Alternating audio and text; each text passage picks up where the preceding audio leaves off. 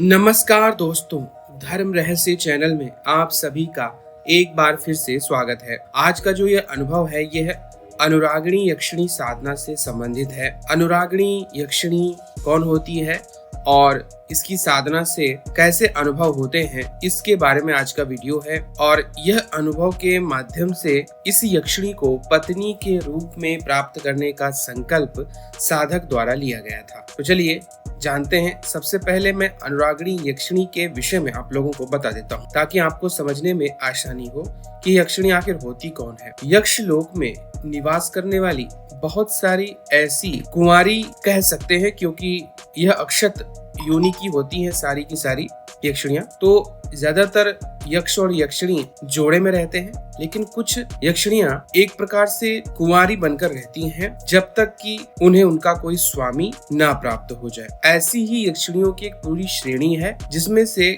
प्रमुख कई सारे नाम आते हैं, जैसे कि आप मेरे पुराने वीडियोस में देख ही चुके। उन्हीं में एक यक्षिणी है जिसका नाम है अनुरागिणी यक्षिणी। सौम्य यक्षिणियों और उग्र श्रेणी की यक्षिणियों में यह सौम्य श्रेणी की यक्षिणी में इसका विवरण हमें प्राप्त होता है। यह यक्षिणी प्रेम, शारीरिक सुख, धन देने में निपुण मानी जाती है, इसीलिए इसको अनुरागिणी यक्षिणी कहते हैं। अनुराग का मतलब होता है प्रेम, और अपने प्रियतम को प्रेम करना और उसकी शारीरिक जरूरतों को पूर्ण करते हुए उसके जीवन के मार्ग में जितने भी संकट है उनका नाश करना, धन की प्राप्ति कराना और उसको जीवन में सफलता दिलाना इस शक्ति का काम होता है। जैसा कि हम लोग जानते ही हैं कि यक्षिणी साधना में 3 प्रकार से यह साधनाएं की जाती हैं। एक माँ के रूप में, बहन के रूप में, पत्नी या प्रेमिका के रूप में। तो यहाँ पर साधक ने पत्नी के रूप में साधना करने का प्रयास किया और इस दौरान उसे किस प्रकार के अनुभव हुए हैं यही पत्र के माध्यम से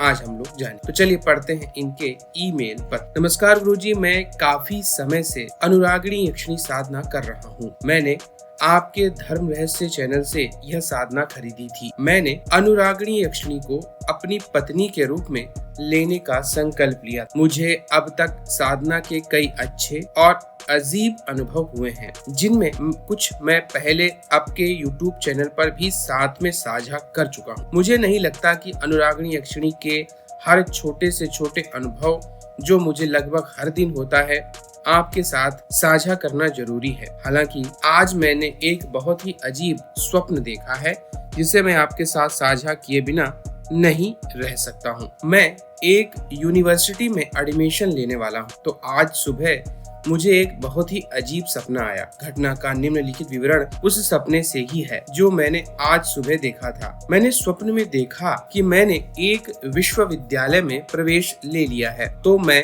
अब एक विश्वविद्यालय का छात्र हूँ। विश्वविद्यालय में हमारी कक्षा में कई छात्र वहाँ मौजूद हैं। उस क्लास में अनुरागिनी नाम की एक लड़की भी है।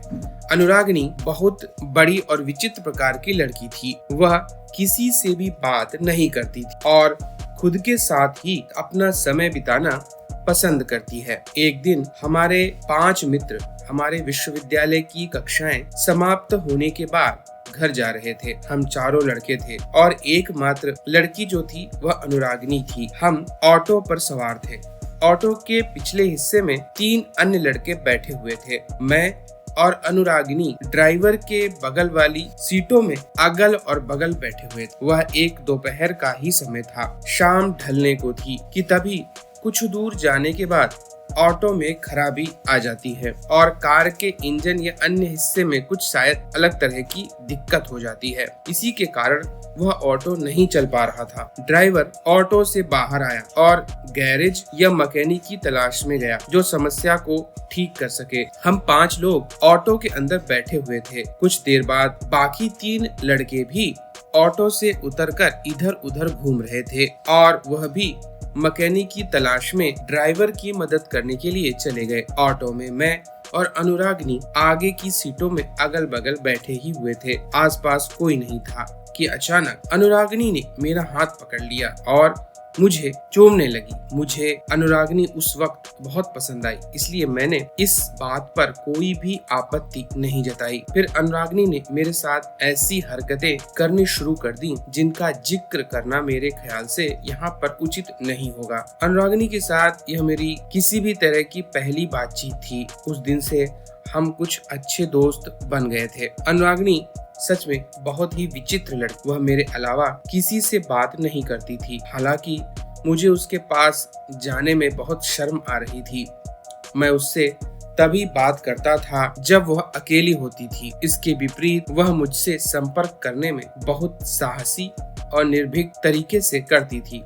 हालांकि वह किसी से बात नहीं करती थी, सबके सामने ही मेरे पास आती थी। वह सरेआम मेरे साथ रोमांस करती थी, जिससे मुझे बहुत असहज महसूस होता था। वह मेरे प्रति बहुत पॉजिटिव भी थी। हालांकि मैं उसे बहुत पसंद करता था, लेकिन कभी कभी उसके अधिकारवादी रवैये के कारण मुझे कई अजीब स्थितियों का सामना करना पड़ता था। उन्हें विश्वविद्यालय के शिक्षकों और प्रोफेसरों की भी कोई परवाह नहीं थी, इसलिए हमारा रोमांस दिन प्रतिदिन मजबूत और बढ़ता चला गया। क्लास के दूसरे लड़के मुझसे बहुत ईर्ष्या करने लगे कि तभी एक दिन अचानक एक बड़ी अजीब घटना घट गई। वह एक दोपहर का ही समय था।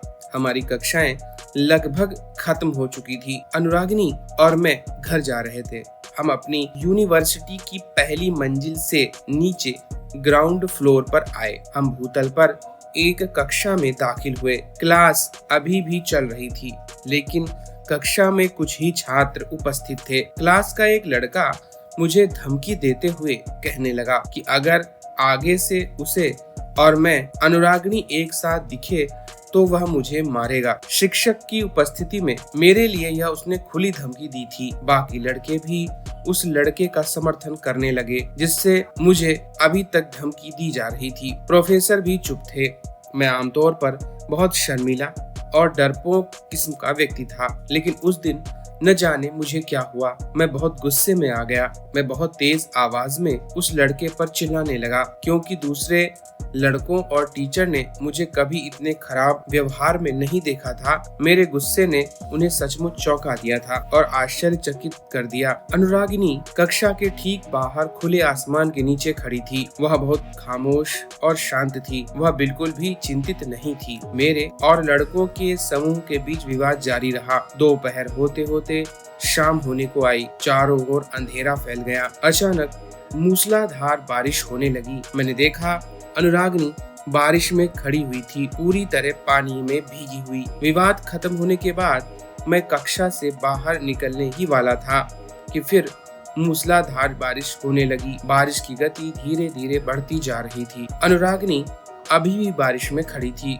वह बिल्कुल चुप और शांत थी, जैसे कि उसके साथ कुछ हुआ ही न हो। हमारी कक्षा के बाईं ओर एक विशाल बरगद का पेड़ था। मैं कक्षा छोड़ने वाला था। जैसे ही मैंने कक्षा से बाहर कदम रखा, उस बरगद के पेड़ पर एक बहुत बड़ा वज्रपात हुआ। देखते ही देखते पूरे बरगद के पेड़ में आग लग गई। बिजली की चमक से सारे आसपास के अंधेरे दूर हो गए। उस पेड़ से आग चारों ओर फैल रही थी। कक्षा की बाईं दीवार पर 2 खिड़कियां थीं। कुछ लपटें उन खिड़कियों से कक्षा में प्रवेश कर गईं। हम सभी बहुत डरे हुए थे। हालांकि अनुरागिनी बिल्कुल भी चिंतित नहीं थी। वह इन सब से अप्रभावित रही। मैं भी बहुत डरा हुआ था। दोनों खिड़कियों के बीच की दीवार में गैप था। मैं आग की लपटों से बचने के लिए अपना बैग लेकर उस जगह पर जमीन पर बैठ गया। मूसलाधार बारिश हो रही थी। मैंने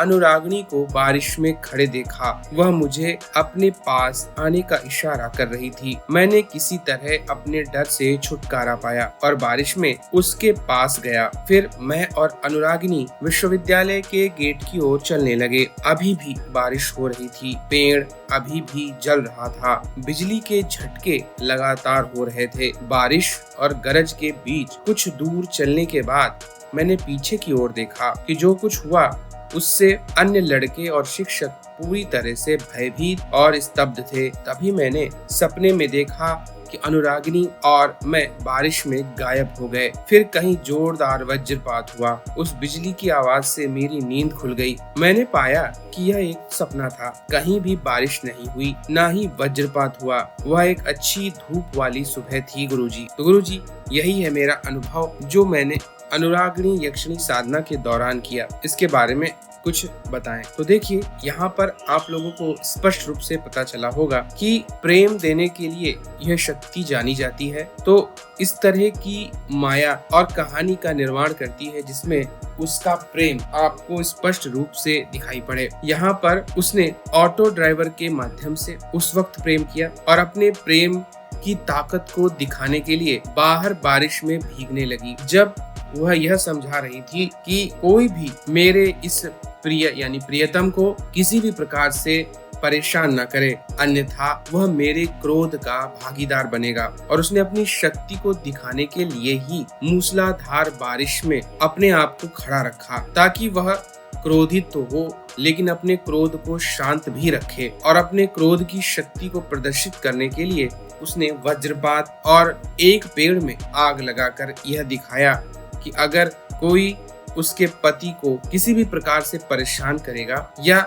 मेरे प्रेमी को कष्ट पहुंचाने की कोशिश करेगा तो मैं क्या कर सकती हूँ, मुझ में कितनी शक्ति है। इसीलिए वह वज्रपात, चारों ओर आग का लगना इत्यादि आपको दिखाकर आपके प्रति अपने प्रेम को भी दर्शा रही थी। और ऐसी शक्तियाँ इसी प्रकार कार्य करती हैं। इसीलिए यह हमेशा कहा जाता है कि कभी भी ऐसी शक्तियों को धोखा न दें। अगर आप उनके साथ पत्नी का व्यवहार या प्रेमिका का व्यवहार आपके संकल्प में शामिल है तो संसार की अन्य स्त्रियों के साथ आपका शारीरिक संबंध नहीं बन सकता है। अगर आप ऐसा करते हैं तो उस शक्ति की नाराजगी आपको झेलनी पड़ेगी। आपके जीवन में महान संकट आ जाएंगे और जीवन पूरी तरह नर्क के समान हो जाएगा। और रही बात अन्य लोगों की, तो जो भी आपको परेशान करने या फिर किसी भी प्रकार से कष्ट देने का कार्य करेगा, ऐसी शक्तियां उसका विनाश कर दे। इस स्वप्न और अनुभव के माध्यम से यही स्पष्ट होता है और लगभग इसी तरह के अनुभव देखने में आते हैं जब कोई साधना करता है। तो कैसा लगा आपको यह अनुभव, अवश्य ही कमेंट बॉक्स में बताएं। आप सभी का दिन मंगलमय हो। जय मां पराशक्ति।